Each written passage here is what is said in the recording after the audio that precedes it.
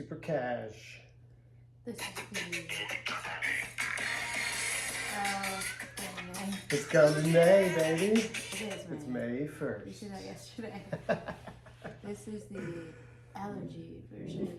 This is the laid back chill version. This is the allergy version. I have really bad allergies. Kelsey's got bad allergies. Yeah. Sucks. Sucks. Rosie's in the background. If she ends up barking too much, we're gonna put her in the cage. Kelsey's literally putting tissue paper up her nose. Paper towel, which is probably a really Paper bad towel. idea because it's gonna hurt my nose, but Yeah. it's like what I have the easiest access to. So yeah, I woke up with like my throat, it was just super sore, runny nose. And I'm not sick, I know for a fact it's allergies because my body doesn't feel like crap or anything like that. Well, and everybody is dealing with allergies here in Nashville, so it's been pretty crazy. Yeah, it's like the worst. Yeah, but we have had an awesome day just relaxing and taking care of stuff that we need to take care of. It's kind of rare that you let us just relax. I know. That's the reason we are doing a podcast ourselves today. Yeah, usually he schedules something or like we have something going on for 2 days straight. But today it was just this beautiful breeze outside, and we have a bird family that's like very close to our back door, so it's been really cool. Like I'm honestly in my whole life I've never like seen that like up that close. So like there's a bird nest, we think there's like 3 babies, and then the father and the mother, the robins, we're watching them just go back and forth like all day long feeding these babies. I mean, it's like a nonstop thing. Yeah. So it's been fun to watch. Yeah, it's really cool to watch. Yeah, it's been cool to watch and just to be outside in this beautiful weather, and just don't take it for granted because pretty soon it's gonna be like hot. Blistering so hot here that's just gonna suck. Yeah. Yesterday we got to go to Vintage Vine 100 and meet a friend of ours that we've known on Instagram. She actually works for a wine PR company, Alexis, and so that was fun to meet her and kind of hear about the whole PR wine world. Yeah, shout out to you, Alexis. We had such a good time with you. It was just fun chatting and hearing about all of your travels, and you gave a lot of really good travel advice because we want to travel and we really want to go to Italy. And she said one of her favorite places that she'd been to was Prague and Portugal. Mm-hmm. And she just said that just the people, the food, the atmosphere, and all those places. She's like, not like don't go to Italy, but those were just some of her favorite places. So I thought that was pretty cool. And then she also talked to us about this food truck called South Coast Seafood Tennessee, and they do all this like seafood, and I'm like, okay, I'm obsessed with seafood. So we already arranged to do a podcast with. Yeah, that's gonna be our first food truck podcast. Yeah, which is pretty awesome. You don't eat really a lot of seafood. He eats fish. Yeah. But I like fish, but I'm the this seafood queen. I think they do alligator and yeah, but they do like oysters and crawfish. Crawfish. Yeah, it looks like they're mostly that's what they. Yeah. Yeah.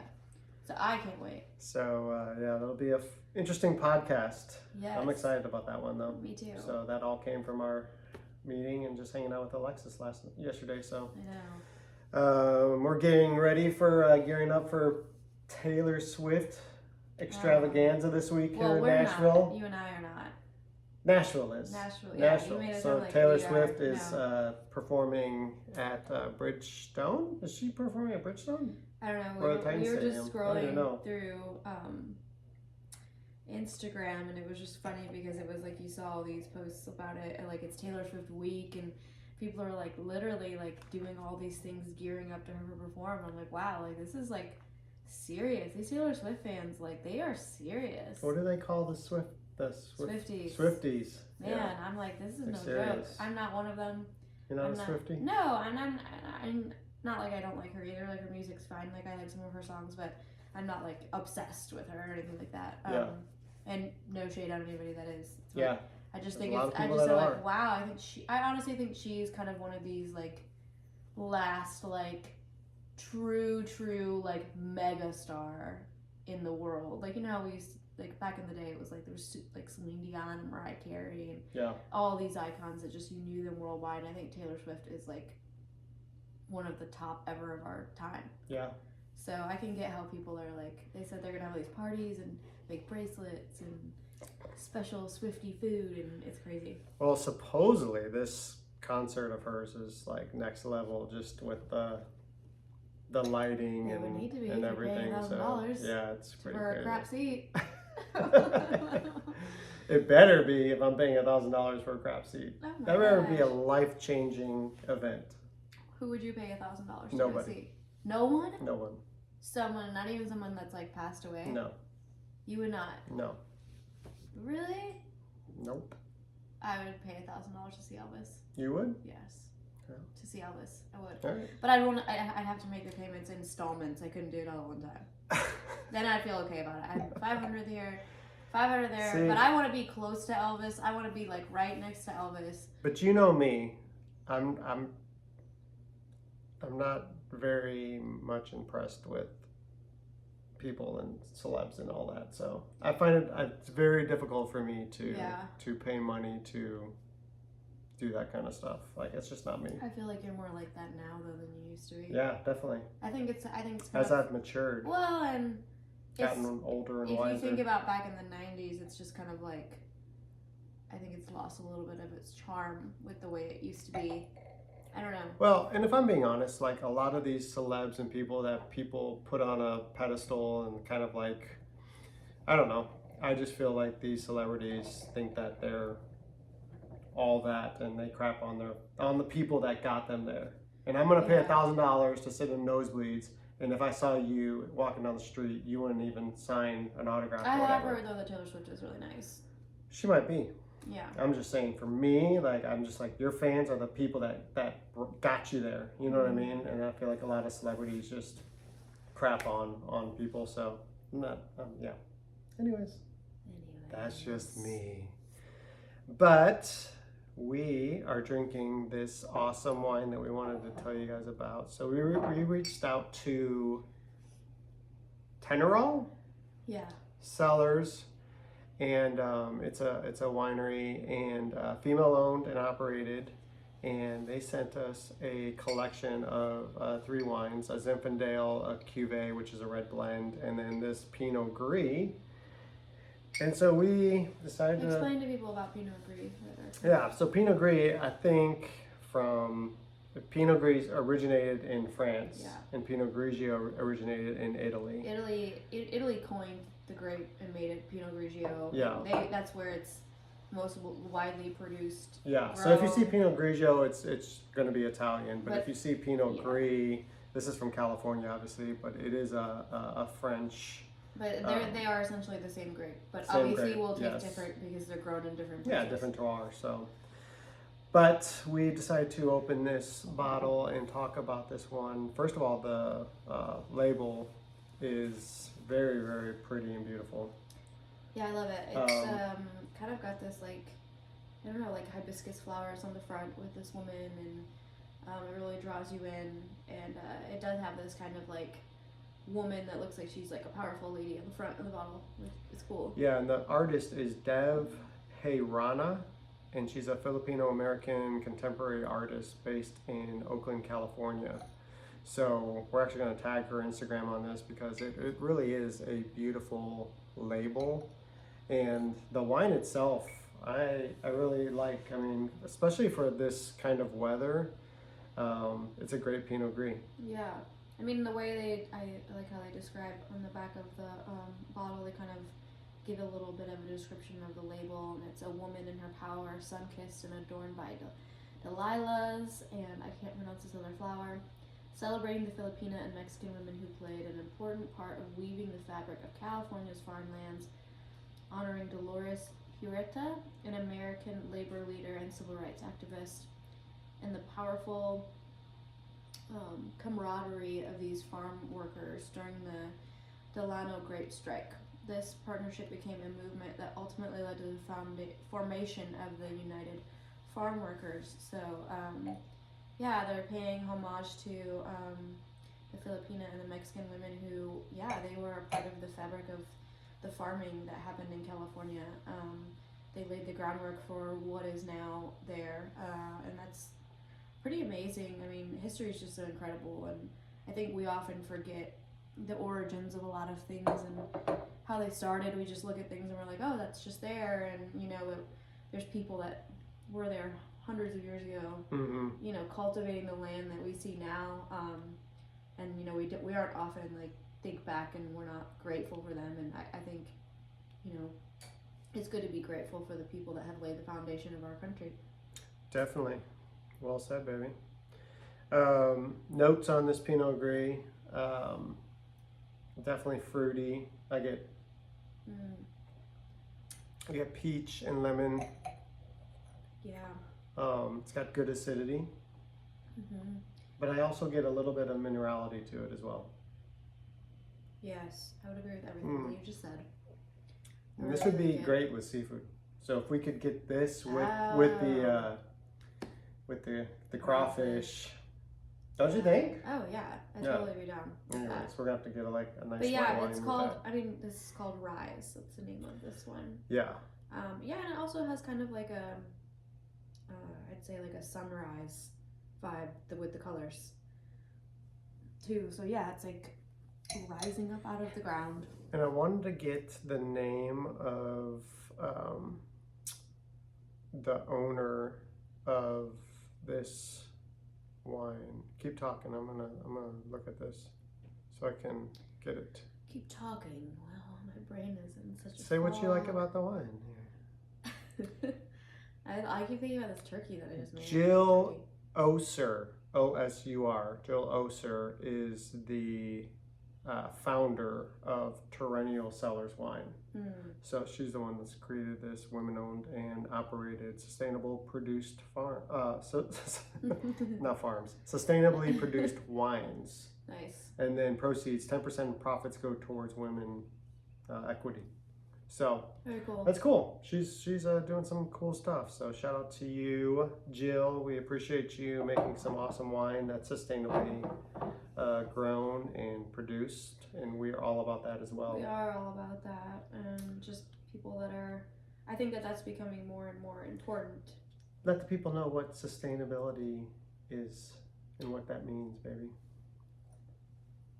No, you. I'm in such a fog right now. You, Sustainable meaning they're less intervention. They're letting the grapes and the wine do what it's supposed to do naturally with the least amount of intervention without, sometimes that has to do with spraying pesticides or, you know, so it really is just kind of like letting the wine do what it's supposed to do without kind of getting involved in trying to manipulate or create something that isn't supposed to happen. So yeah, like I guess another way to think about it, like if you think about the way food is grown, like, or you know, animals like chickens or cows, like letting the chicken be a free roaming chicken. Let a chicken be a chicken. Let it just do its thing. Like don't put hormones in it, and don't, you know, make it produce a certain amount of the way that you want it to. Just let it do what it naturally would do. Yeah, I mean, even like if on the egg front, like, you know, when you would see like free range, like these chickens were allowed to just go in this kind of whether it was an acre or whatever, like they're able to roam in there and they're not kept in like this coop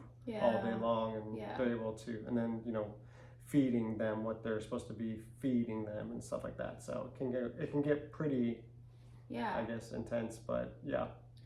Well, I mean, I think that the more and more people are learning in America that we really need to look a lot more at our food and the way that, and drinks and wine and the way that it's being produced, because we do still live in a young country comparable to other places that have been doing this a lot longer, and they don't add a lot of things that we do into stuff. And so I do think it's important to look out for the biodynamic, sustainably farmed, you know, wine, organic wine when you can.